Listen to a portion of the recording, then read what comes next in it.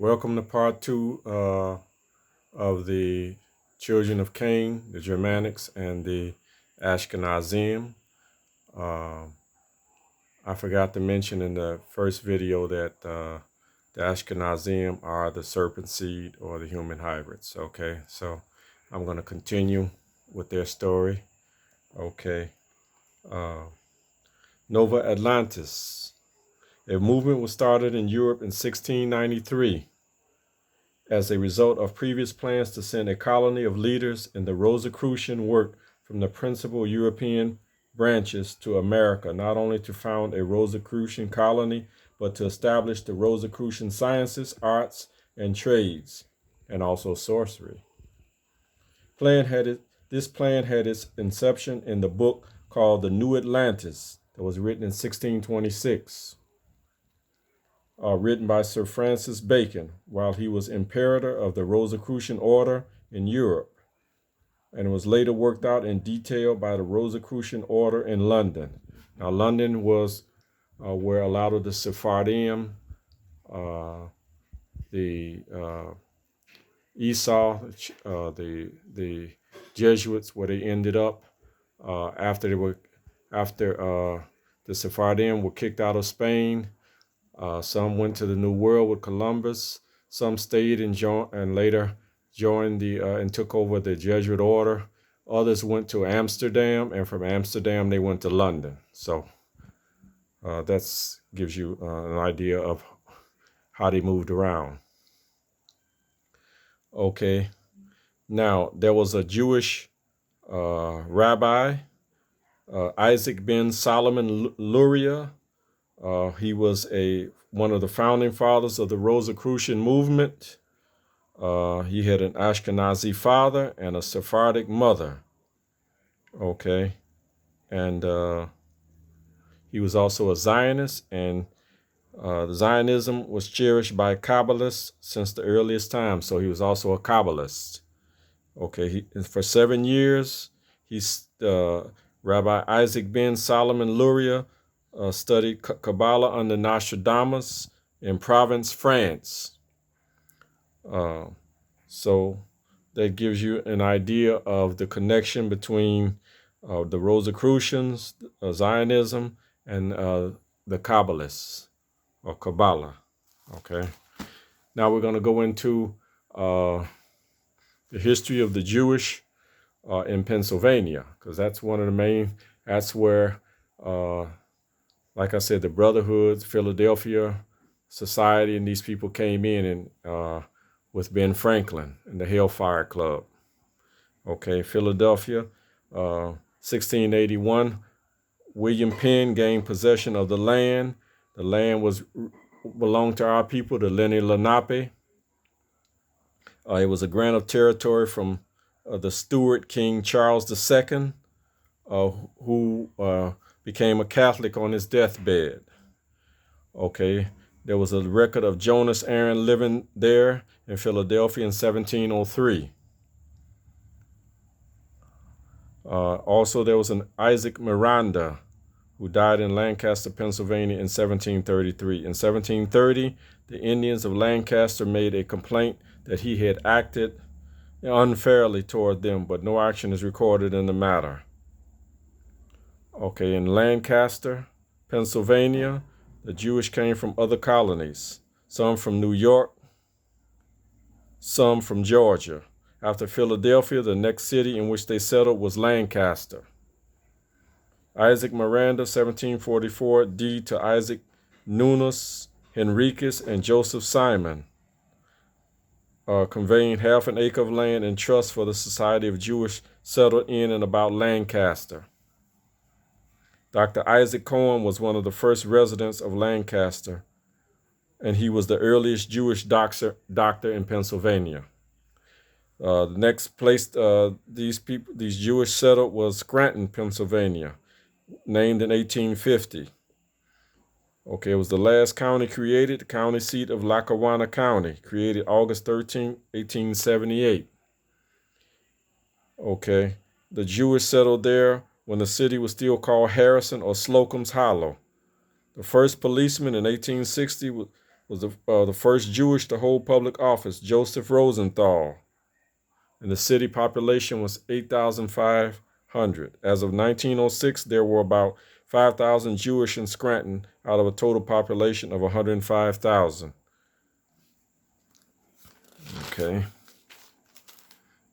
Many Jewish were connected with the sale and exploitation of land in Pennsylvania. In 1763, with raids of the Shawnee and Delaware Indians in Bedford County, 12 Jewish traders suffered a loss of 80,000 pounds, among whom were David Franks, Levi Andrew Levy, and Joseph Simon.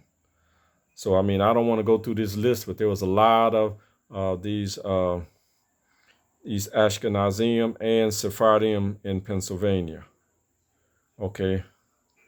Also, the greatest speculator in land in the province was Aaron Levy, who in 1779 purchased land in Haines Township, Center County, upon which he laid out the town of Aaronsburg, recorded October 4th, 1786, the first town in the USA laid out and named after a Jewish person. Okay. And also, there's Haim Solomon. He was possibly the prime financier of the American side of the Revolutionary War against Britain. He was a friend of financier of the American Revolution, Jewish Robert Morris, both speculators in land in western portion of Pennsylvania like Pittsburgh. Okay, I can go on and on and on. It was not until after the Spanish and Portuguese Jewish had ceased to migrate in numbers to the USA that the western portion of Pennsylvania was settled with the arrival of many Jewish of German and Polish origin. Also, Pittsburgh, incorporated 1804.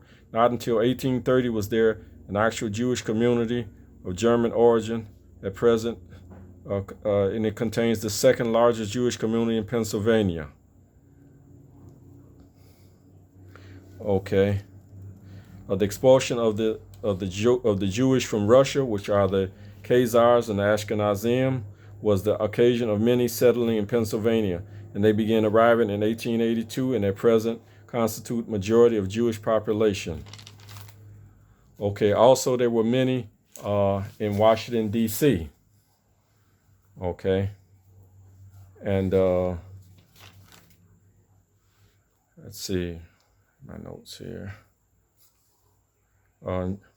The Georgia colony, the first male white child born in the colony was a Jew, Philip Minus, on July 11, 1734.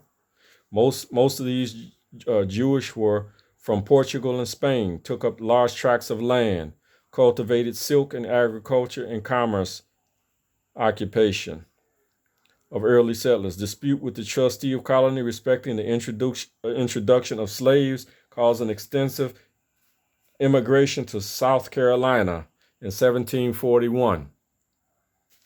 Okay.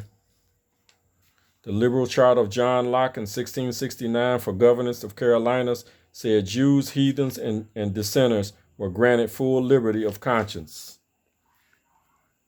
Okay. In 1755, Joseph Salvador purchased 100,000 acres of land near Fort 96 for 2,000 pounds, sold 60,000 acres 20 years later to 13 London Sephardic Jews.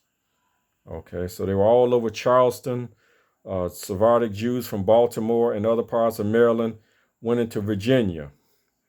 By 1785, Richmond had Sephardic congregation in 1791 to 1898. Alabama and Mississippi, mainly Natchez in 1843, was the first principal congregation of Jewish settlements east of the Mississippi River.